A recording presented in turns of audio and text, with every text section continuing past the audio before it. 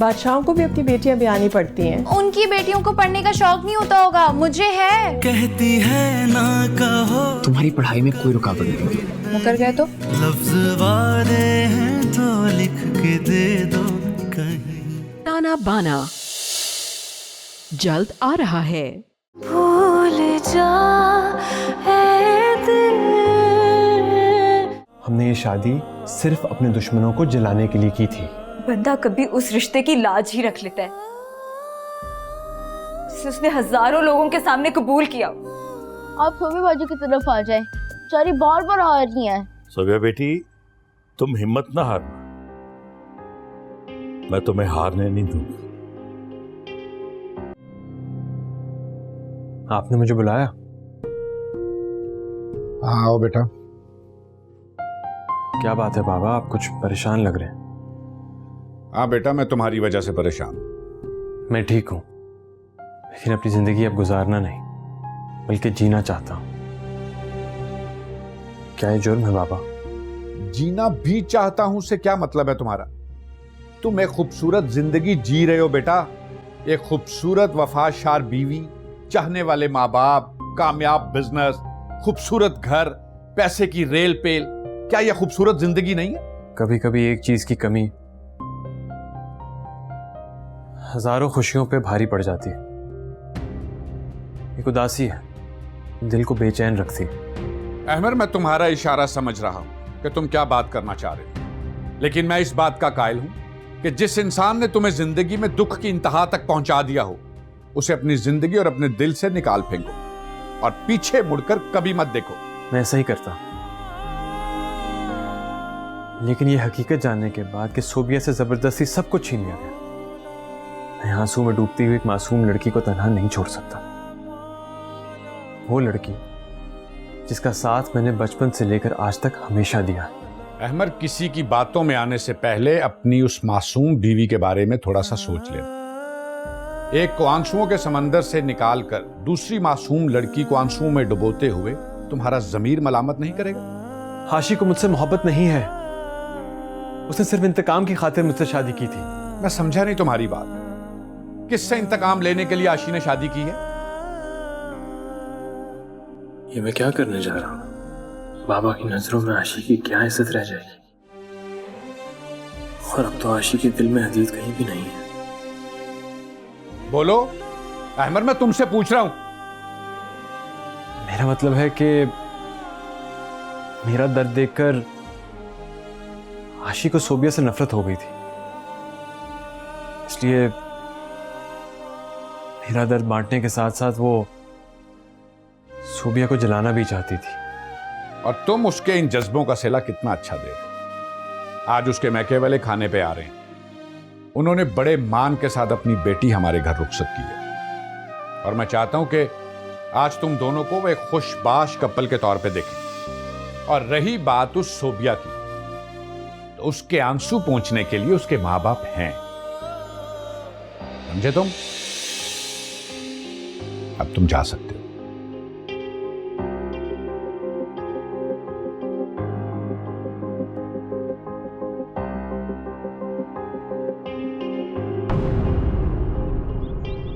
तुमने बुशरा को फोन कर दिया कि कल हम उसकी तरफ आ रहे हैं? हमें बहुत जल्द ये मामला क्लियर करना है, इससे पहले कि हदीद कोई और उल्टी सीधी हरकत करे। जी, मैंने बता दिया है बुशरा को। मैं आपसे कहना चाह रही थी सुल्तान कि आप मामले को क्लियर करने जा रहे हैं, मगर ये बात जरूर जहन में रखिएगा कि हदीद किसी तरह भी काबिल माफी नहीं है। उसने जो कुछ हमारी सोबिया के साथ किया है, हम उसे कभी माफ नहीं कर सकते। मुझे मालूम है वो गिड़गिड़ाएगा, रोएगा, माफिया मांगेगा, चाहे वो कुछ भी कह ले। प्लीज आप उसकी बातों में बिल्कुल मत आइएगा। बस हमें यही जहन में रखना है कि उसने हमारी बच्ची को कितनी अजियतें दी हैं, कितना रुलाया है। हम उसे किसी सूरत भी माफ नहीं कर सकते, चाहे कुछ भी हो जाए। नहीं कर सकता माफ उसे।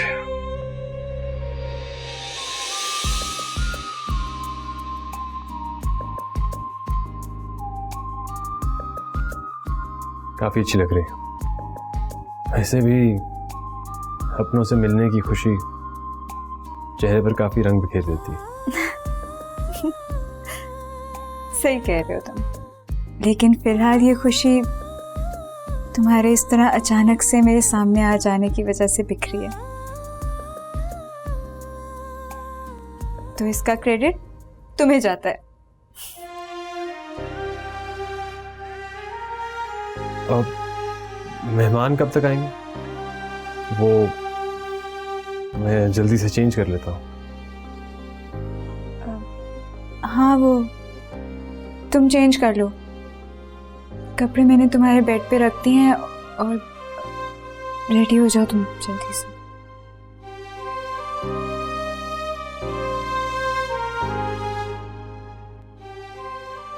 वैसे अहमद, तुम मेरी इस बात का कोई रिस्पॉन्स भी दे सकते थे, कम से कम थैंक यू ही करते थे। अच्छा, तुम तैयार हो जाओ, वो लोग पहुंचने ही वाले होंगे। मैंने भी किचन में कुछ काम करने हैं तो। आशी, थैंक यू।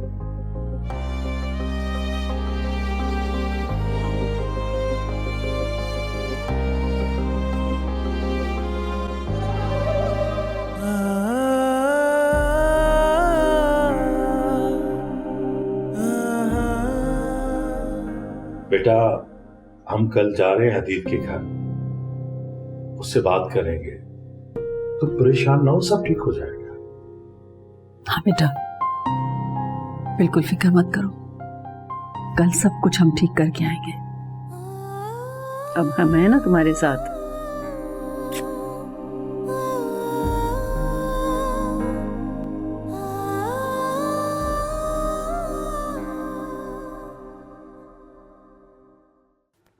मामा, तुम मुझे ये बताओ, तुम सोबिया के घर गए? क्या बकवास की है तुमने वहां जाकर? नुसरत का मुझे फोन आया था, वो लोग आ रहे हैं हमारे घर बात करने। क्यों आ रहे हैं वो लोग यहाँ पर? मुझे उनसे कोई बात नहीं करनी। हदीद, मैं थक गई हूं तुम्हारी इन हरकतों से। तुम्हारा ये इंतकाम, ये जुनून, ये मोहब्बत अब मुझसे बर्दाश्त नहीं होता। मैं खुदा की कसम खा के कह रही, मैं सब कुछ छोड़ छाड़ कर चली जाऊंगी।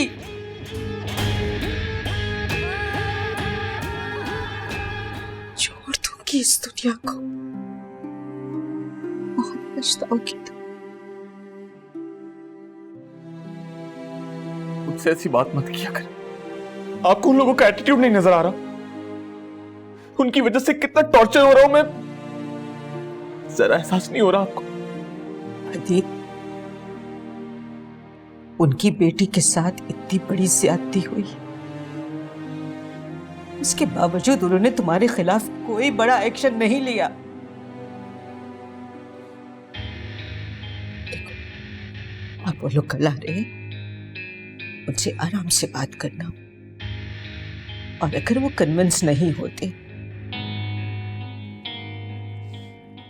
तो अल्लाह का वास्ता है सोबिया को डाइवोर्स दे दो।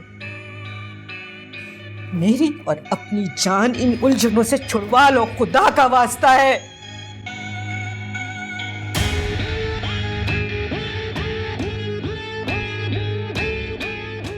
उनको आ तो लेने से फैसला भी हो ही जाएगा। और आपको मेरी कसम, आइंदा मुझसे ऐसी बात मत कीजिए, आपके बगैर नहीं रह सकता। छोड़ दो ये सब कुछ, छोड़ दो, छोड़ दो ये सब। चले भाई, और कितनी देर है तैयारी में? आशिक को कार के लिए कहा था, उसने भेज दी होगी, पहुंचने वाली होगी। हाँ बस तैयार हो, बस सही तरीके से अपने आप को देख लो ना, आखिरकार आशिक की सास को इम्प्रेस भी तो करना है। ये तुम आशिक के ससुराल वालों से कुछ ज्यादा इम्प्रेस नहीं हो रही हो? देखो इतरत, दानिया को बिल्कुल फील नहीं होना चाहिए कि तुम आशिक के ससुराल वालों से उसके ससुराल वालों को कमतर समझती हो। लोगों को दौलत और स्टेटस से परखना छोड़ दो। ठीक है, अच्छा चले। अच्छा, रास्ते से एक अच्छा सा बुके खरीदना है। पैसों का मुंह देखने की जरूरत नहीं है, आखिरकार उनके स्टैंडर्ड का बुके होना चाहिए।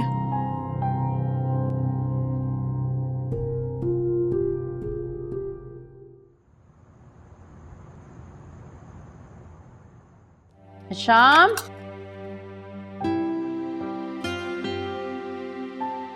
दे दो मुझे। गुड यार, नाइस अरेंजमेंट। Thank you. अरे बुशरा की कॉल आ रही है। छोड़े ना बुशरा की कॉल को, आप मेरे साथ हेल्प कराएं। बल्कि देखिए बात, फोन की आवाज आई है, आ गए होंगे वो लोग। इशरत प्लीज, कोई लड़की की बारात नहीं आ रही है। मैं बुशरा से बात कर लेता हूँ और 4-5 मिनट से कोई फर्क नहीं पड़ेगा। ओके? हाँ हेलो बुशरा, सब खैरियत है? अस्सलाम वालेकुम अशाम भाई, सब ठीक है, बस पता नहीं क्यों आपकी याद आ रही थी, सोचा आपकी आवाज़ सुन लूं। अच्छा किया बुशरा तुमने कॉल कर ली, मुझे भी तुम्हारी कमी बहुत शिद्दत से महसूस हो रही है। बुशरा, घर में बहुत बड़ी दावत चल रही है, चाहते हुए भी मैं तुम्हें इनवाइट नहीं कर सका। वरना कभी ऐसा नहीं हुआ कि मेरे घर में दावत हो और मेरी बहन इनवाइटेड ना हो। कोई बात नहीं हशाम भाई, मैं तो आपके घर आती रहती हूँ ना। बुशरा, असल में अहमर के ससुराल वाले आए हुए हैं और इशरत ने जानबूझकर नुसरत को भी नहीं बुलाया कि मैं भी तुम्हें ना बुला सकूं, और मैं नहीं चाहता कि इशरत का मूड खराब हो और उसका असर अहमर पर पड़े। शाम भाई, मैंने कहा ना, कोई बात नहीं, मैं वैसे ही किसी रोज आपके घर आ जाऊंगी, और वाकई मेरा इस वक्त आना वहां मुनासिब नहीं होगा। अच्छा बुशरा, मेहमान आ गए हैं, मैं तुमसे बाद में बात करूंगा, अपना बहुत ज्यादा ख्याल रखना। ओके जी ठीक है, आप मेहमानों के पास बैठो। अल्लाह हाफिज। अल्लाह हाफिज। आप लोग सब बाहर क्यों खड़े हैं? अंदर चले ना। कैसी हो आशी, ठीक हो? वाह दानिया, तुम तो बिल्कुल अपने जैसा खूबसूरत बुके लेकर आई हो। और अंजलि पापा, आपके आने की सबसे ज्यादा खुशी है मुझे। अस्सलाम वालेकुम आसी बाजी। वालेकुम अस्सलाम शर्मीली। ये दानिया का जोड़ा नहीं है, ये मेरा ही जोड़ा। बहुत प्यारी लग रही हो तुम, और ये जोड़ा ना तुम पर ज्यादा अच्छा लग रहा है, क्योंकि दानिया तो ना शायद मैं भी आया हूँ। अस्सलाम वालेकुम। वालेकुम अस्सलाम अशर, आप ही तो चीफ गेस्ट हैं, बल्कि ये पूरी महफिल आपके ऑनर में ही तो सजी है। बहुत शुक्रिया।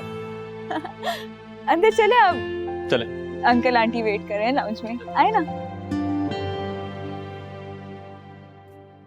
मम्मी, कल आप लोग हदीद से मिलने जा रहे हैं, मुझे बहुत डर लग रहा है कि कहीं वो आप दोनों से कोई बदतमीजी ना कर दे। और डॉक्टर ने तो वैसे भी डैडी को टेंशन लेने से मना किया। तुमने सुना था ना वो कल क्या कुछ कहकर गया है? पता नहीं खानदान में वो किस तरह की बातें करके तुम्हें बदनाम करेगा। क्या ये टेंशन कम है तुम्हारे डैडी के लिए? काश मम्मी, काश मैं उस पर इतना अंधा एतबार ना करती, काश मैं उस दिन घर से ही ना जाती, वरना आज हम सबकी जिंदगियां ही कुछ और होती। बेटा, इस काश में कितनी हसरतें छुपी होती हैं ना। मगर दूसरी बड़ी गलती तुमसे ये हुई कि तुमने उस वक्त हमें कुछ नहीं बताया और अकेले ही सब कुछ सहती रही। बहरहाल कल हमारा हदीद के घर जाना बहुत जरूरी है, आगे देखेंगे क्या होता है। बस मम्मी, भूल कर भी उसके सामने जिक्र मत कीजिएगा कि हम लोग ये मुल्क छोड़कर जा रहे हैं।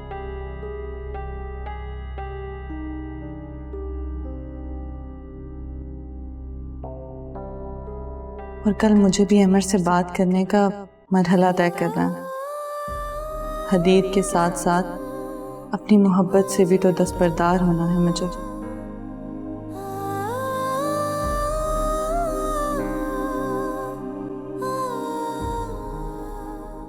शाम भाई, आपने नाहक कार भेजी, बिला वजह तकलीफ की आपने। मैंने तो आशी को मना भी कर दिया था कि यार मेरी तबीयत ठीक है, मैं ड्राइव कर सकता हूँ। भाई साहब तकलीफ कैसे, हमें इतनी खुशी हो रही है आप सब आए हैं। और भाई साहब अब हम एक फैमिली बन गई और ये तकल्लुफ कैसा?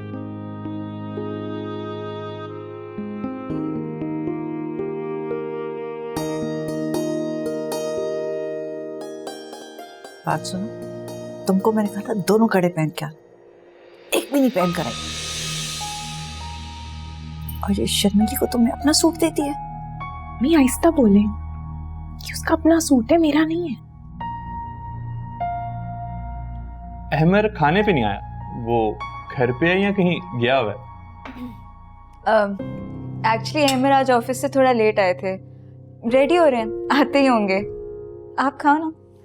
वैसे आसी जी, आपका घर ना बहुत शानदार है। अल्लाह मियां ने तो आपको मरने से पहले ही जन्नत दे दी। पता नहीं हमें तो मरने के बाद भी जन्नत मिलेगी या नहीं।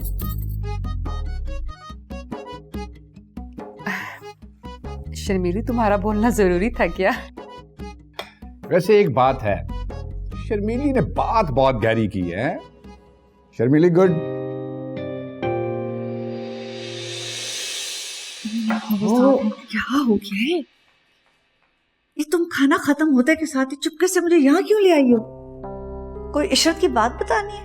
बात सुनो, मैंने तुम्हें बहुत दफा समझाया है कि दरगुजर किया करो, वो बड़े लोग, बड़ी बातें। अम्मी, मैं आपको यही बात समझाने यहाँ लेकर आई हूँ। आप क्या वहाँ खाने की टेबल पर बैठकर इशरत आंटी की, घर की, उनकी चीजों की, हर चीज की तारीफों के पुल बांधती जा रही थी। अशरफ की फैमिली को आपने बिल्कुल ही इग्नोर कर दिया वहाँ। ऊपर से इनडायरेक्टली आप उनके घर पर तंज करती जा रही थी। अम्मी, क्या आप चाहती नहीं है दानिया अपने घर में खुश रहे? उसकी खुशी में खुश नहीं है आप? अब अगर अच्छी चीजों की तारीफ कर दिए तो उसमें कौन सा कोई गुनाह कर दिया है? और ये दानिया के ससुराल वाले बुरा क्यों मनाएंगे भला? अम्मी, कभी कभी ना एक हद से ज्यादा साफ कोई और सच्चाई किसी की दिल आजारी भी कर सकती है, और ऐसी साफ कोई पर ना 100 सलाम भेजती हूँ मैं। अब तुम्हारे और दानिया के स्टेटस में जमीन आसमान का फर्क है, और खुद ब खुद अगर मेरे मुंह से कोई बात निकल गई है तो भला इसमें मेरा क्या कसूर है? अम्मी, मेरी और दानिया की खुशी में भी तो जमीन आसमान का फर्क है। क्या ये नहीं आपने कभी नोट किया? देखा था आपने, दानिया के चेहरे पर खुशी सच्चाई बनकर बिखरती है, और इस आलीशान घर के आगे आपको मेरे होंठों पर बिखरी हुई झूठी हंसी नहीं नजर आती। क्या कह रही हो तुम आशी? आप बताएं, आप कौन लकी है, मैं या वो?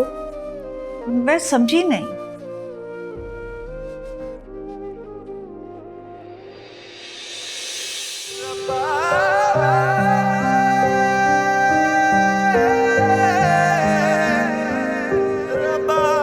सोबिया, कल मुझे तुमसे कोई बात नहीं करनी, बल्कि अपना फैसला सुनाना। आशी की वजह से हम दोनों अपनी जिंदगी बर्बाद नहीं होने देंगे। वो अच्छी तरह से जानती है हमारी मोहब्बत को, कब गुजरेगी रात और सुबह के 11 बजेंगे। ये वो सुबह होगी जो दोबारा मेरी जिंदगी में खुशियां बिखेर देगी।